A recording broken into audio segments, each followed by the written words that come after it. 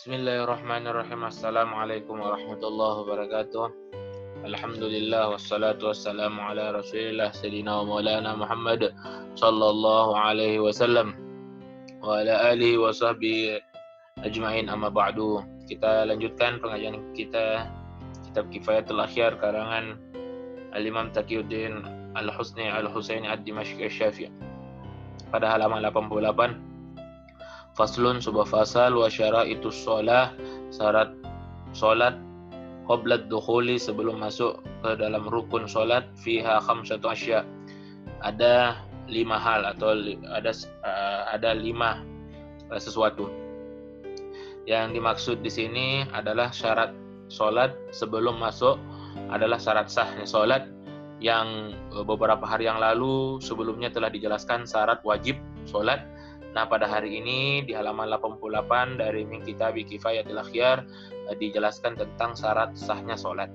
Kalau syarat wajib tidak terpenuhi berarti tidak wajib sholat. Kalau syarat sahnya tidak terpenuhi berarti tidak sah sholatnya. Kalau rukunnya yang tidak terpenuhi berarti batal sholatnya. I'lam, ketahuilah, anna bahwa sesungguhnya syarat itu fil lughati, secara bahasa, al-alamah adalah tanda-tanda. Wa fil istilahi, dan secara istilah, ma yulzimu, apa yang diwajibkan, min adamihi, dari tidak adanya, adamus sihhah, maka tidak sah salatnya. Wa laysa biruknin, dan ini bukanlah rukun. Dan berarti syarat ini bukanlah rukun. Tapi kalau dia itu tidak terpenuhi, maka tidak sah salatnya. Nah, ini yang mesti kita pahami, bahwa hukum yang Nabi sampaikan kepada kita itu ada 2 bagian. Yang pertama adalah hukum ta'lifi, dan yang kedua adalah hukum wada'i. Kalau hukum ta'lifi kita sama-sama tahu, wajib, ya, sunnah, mubah, haram, makruh. Sedangkan hukum wada'i ini ada sabab, ma'ani, kemudian ada rukhsah azimah, dan bagian yang kita bahas ada syartun, ya, ada syarat. Misal syarat ini tergantung kepada ibadah yang dituju. Misal ibadah yang dituju itu adalah wajib, maka syaratnya ini mau tidak mau itu menjadi wajib. Contoh, misal rukun sholat, sholatnya ini wajib, maka syarat sahnya, salah satunya syarat sebelum sholat itu harus wudu. Nah, berarti wudu ini menjadi wajib kalau mau sholat. Tapi kalau tidak mau sholat, ya, wudu ini posisinya bisa menjadi sunnah. Nah, seperti itulah. Nah, menurut beberapa ulama dari mazhab Syafi'i, umumnya syarat sah sholat itu ada 5, ya. Ada 5. Itulah yang disebutkan oleh syekh-syekh kita, masyayikh kita, itu ada 5. Termasuk di dalamnya disebutkan oleh Imam An-Nawawi dalam Manhaj, dalam kitab Manhaj Aidan Khamsah, itu ada 5 juga. Begitu juga di dalam kitab yang lain, Majmu' Syara' Al-Muhazzab, Al-Wasit, dan dalam kitab Ar-Rawdah juga disebutkan fadzukira khamsah, disebutkan ada 5 syarat sahnya sholat. Kemudian ada beberapa tambahan. Beberapa ulama juga menambahkan, ada yang menambahkan sampai 6. Yang ke-6-nya itu as-sadis, yang ke-6 itu as-sukutu anil kalam, yaitu diam dari banyak pembicaraan. Kemudian yang ada juga yang menambahkan sampai 7. Yang ke-7-nya itu al-kaf anil af'alil katsirah, pergerakan yang banyak, gitu. Kemudian ada bahkan yang menambahkan sampai 8, itu as-saminu al-imsak anil akal, menahan dari makanan, sehingga sampai 8, gitu. Tapi umumnya ulama-ulama dari mazhab Syafi'i itu hanya memegang sampai 5 syarat sah salat. Yang pertama yang kita membahas adalah taharatul a'da'i minal hadasi wan najasi. Kondisi suci pada kondisi dari hadas dan najis. Taharatul a'da, suci kondisinya minal hadasi wan najasi, dari hadas dan najis. Nah, yustaratu li sihhatis shalah, disyaratkan untuk sahnya sholat itu at-taharatu anil hadas, suci dari hadas. Yang pertama tadi kan 2, ya, kondisi suci dari hadas dan najis. Kita bahas satu-satu, ya. Jadi sahnya sholat itu yang pertama suci dari hadas ya. Yang kedua nanti kita akan bahas. Cuma sebelumnya, apa bedanya hadas dengan najis? Hadas dengan najis, mari kita lihat coba secara logik ya, bahwa hadas ini bagaikan kondisi ya, bagaikan kondisi. Misal kalau kita kentut ya, ini bagian dari hadas kecil, gitu. Kalau kita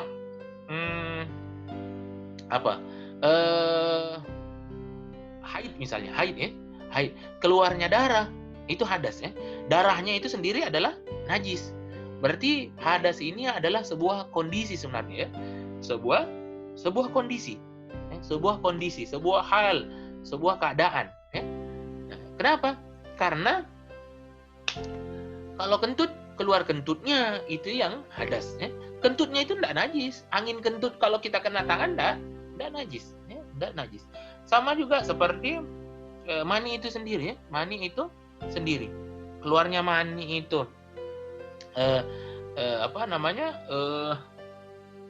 keluarnya mani itu sendiri adalah hadas besar. Nah, begitu juga haid, keluarnya haid itu adalah hadas besar. Haidnya itu sendiri itu adalah najis. Gitu. Nah, mari kita lanjut. Nah, sawaun fi dzalik, sama saja. Al-asghari wal akbari, hadas kecil ataupun hadas besar harus dibersihkan sebelum sholat. Indal qudrah, sesuai dengan kuantitasnya, kualitas dan kuantitasnya. Kenapa? Karena orang yang suci itulah yang wajib untuk sholat. Wajib untuk sholat. Orang yang tidak suci tidak wajib untuk sholat. Tidak wajib untuk sholat. Wad dalilu, dan dalil ala istirati taharati fil kitab wal sunnah, dan dalil tentang syarat syarat untuk suci itu ada dalam Al-Quran dan Sunnah wa ijma'ul ummah, dan itu ada juga selain Al-Quran, hadis juga ada di ijma' para ulama. Qala Allah Ta'ala, Allah Subhanahu wa taala berfirman, "Idza kuntum ila shalah," jikalau kamu berdiri untuk salat, faghsilu wujuhakum, maka basuhlah wajah kalian. Al-ayat ini adalah ayat tentang wudu itu. Kemudian waqala sallallahu alaihi wasallam, Rasulullah sallallahu alaihi wasallam bersabda, "La yaqbalullahu salatan bighairi tahurin." Tidak diterima salatnya tanpa dengan bersuci. Al-ahaditsu, hadis-hadis fi zalika, yang demikian itu katsiratan jiddan, banyak sekali. Falau shalla bighairi tahurin wa kana muhdatsan inda ihrami lam tan'aqidu shalah amidan kana au nasiyan wa in ahrama mutatahhar summa ahdatsa bi ikhtiyari batalat shalatuhu. Ini berbicara tentang orang yang berihram. Dan jikalau orang yang berihram suci kemudian tiba-tiba kena hadas, maka sholatnya itu batal. Ya.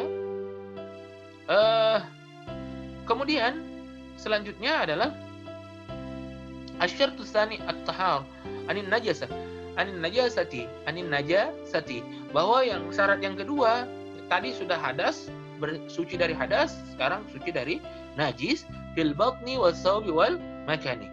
Nah, kalau tadi hadas itu adalah hal, kondisi, keadaan, maka najis ini adalah zat. Ya?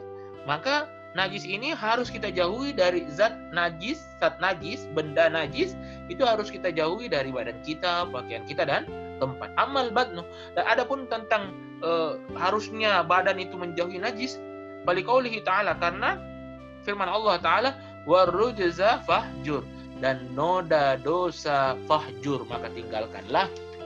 Di sini disebutkan warujzu an-najsu, bahwa yang dimaksud dengan noda dosa adalah najis. Wa fi sahihaini, dan dalam kitab Sahih Bukhari dan Sahih Muslim, ahadits minha, banyak hadis tentang menjauhi najis gitu. Qauluhu sallallahu alaihi wasallam, Rasulullah sallallahu alaihi wasallam bersabda li Aisyah, kepada Aisyah radhiyallahu anha, yang Allah ridhai atasnya, idza aqbalatil haidatu, jikalau perempuan itu kena haid, ya, tiba masa haidnya, fada'i shalah, maka ketika dipanggil salat, wa idza adbarat, dan jikalau sudah habis masa haidnya, faghsili anki, maka mandilah dia, cucilah dia, darahnya, dicuci darahnya, dibersihkan, yaitu mandi supaya bersih dari darahnya, wasalli, dan kemudian dia salat. Wa minha hadisul qabraini, Maka dari menjauhi najis itu, ini ada hadis tentang dua kuburan. Innahuma, bahwa dua kuburan ini layu azabani, mau disiksa anunya, ahli kuburnya. Amma ahaduhuma, maka salah seorang dari ahli kubur ini yang lihat ini apa? Rasulullah, ya. Fakana la yastatiru minal baul. Salah seorang ini disiksa karena kenapa? Tidak mensucikan ujung kencingnya. Nah, wa qad telah datang juga hadis yang lain, tanazzahu minal baul, bersihkan baik-baik dari ujung kencing. Fa inna ammata, maka sesungguhnya umumnya, lazimnya, generally, azabil kabri minhu, azab kubur itu datangnya dari tidak sucinya ujung kencing. Afanallahul halimu min azabih. Mudah-mudahan Allah maafkan kita dari siksanya. Wa amma saub, wa amma sawab. Dan adapun pakaian, falil ayatil karimati, maka ayat yang mulia, wa fil hadisi, dan di dalam hadis, fi damil haidi yusibu saubah, dan dalam sebuah hadis itu ada darah haid yang mengenai pakaian. Qala sallallahu alaihi wasallam, maka Rasulullah sallallahu alaihi wasallam bersabda, "Tsumma igsilihi bil ma'i," maka cucilah dengan air. Hadisus sahih, ini adalah hadis sahih. Wa ammal makanu, dan adapun tempat, faliqauli sallallahu alaihi wasallam, maka Rasulullah pernah berkata, lama ketika balal arabi, ada kencing seorang Arab Badui fil masjid, di dalam masjid. Kemudian Rasulullah berkata, subbu alaihi zanuban mimma'in, siram bekas kencingnya, siram tempat kencingnya, siram genangan kencingnya itu mimma'in, dengan air. Hadis sahih, hadis yang sahih muttafaqun alaihi, yang disepakati oleh Imam Bukhari dan Imam Muslim. Idza arafta, jikalau kamu tahu hada, yang demikian ini, fa'ala, maka ketahuilah, annan najasat, bahwa sesungguhnya najis itu najasata kismani, bahwa najis itu terbagi menjadi dua. Najasatun waqi'atun, itu najis yang yang dikena gitu, fi muzannatil afwa, dan diperkirakan dimaafkan. Kemudian yang kedua, wa najasatu la ya'fi anha, yang mana ada najis yang tidak dimaafkan. Fan najasatu, maka najis gairul mafu'an, najis yang tidak bisa dimaafkan itu, yujibu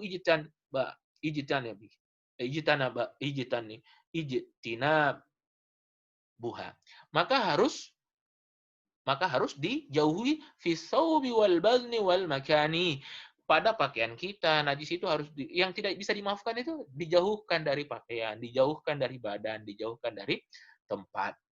Falau asaba sauban najasatu wa arafa mau da'aha gasilha. Maka kalau kita tahu najis itu kena di pakaian kita, kemudian kita tahu tempatnya persis, maka cuci. Ya.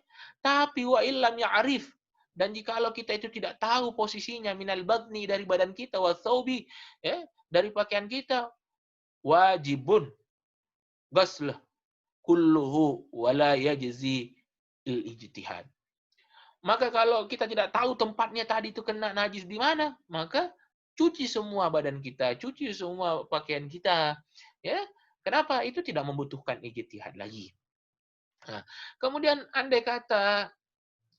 walau andai kata asaba tarfu saubih, itu kena ujung pakaian kita, au imamah, atau imamah kita, serban kita, atau apa itu yang diikat di kepala itu, imamah atau serban, najis yang kena batalat salat tahu, itu sama saja, batal juga salatnya. Nah, al-qasmus tsani, bagian yang kedua, minan najasati, dari najis, al-waqi'ati, yang itu yang dikenainya, fi muzannatil afwa, itu diperkirakan dimaafkan, ya. Ini karena memandang bahwa al-tof, ya, sisi lembutnya Allah memaafkan hambanya. Wahia anwa'un, ini banyak macamnya, ya, banyak macamnya. Salah satunya dari sekian banyak macamnya itu adalah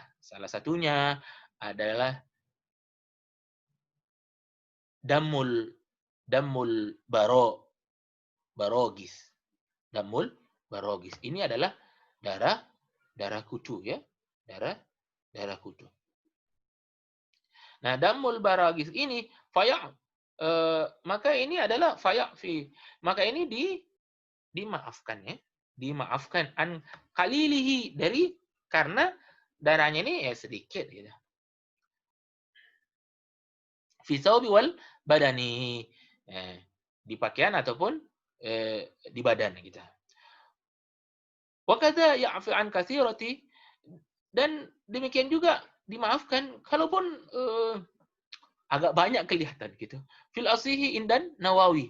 Itu jadi kalaupun darah kutu itu dianggap sedikit, tapi kan kalau darah kutu itu pun dianggap banyak menurut Al-Afsih, menurut pendapat yang paling sahih indan Nawawi itu dimaafkan.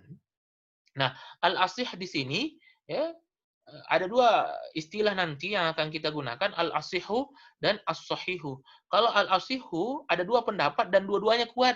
Cuma salah satunya itu lebih kuat daripada yang lain, tapi sama-sama kuat.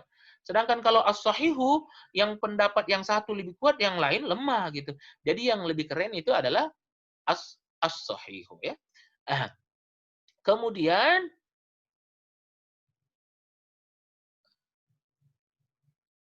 di sini juga disebutkan bahwa selain darah kutu, darah hewan yang kecil gitu, nyamuk, kutu, itu bisa saja masuk dalam apa namanya najis yang minan najasatil waqi'ati fi muzannatil afwa, ya, yang diperkirakan dimaafkan.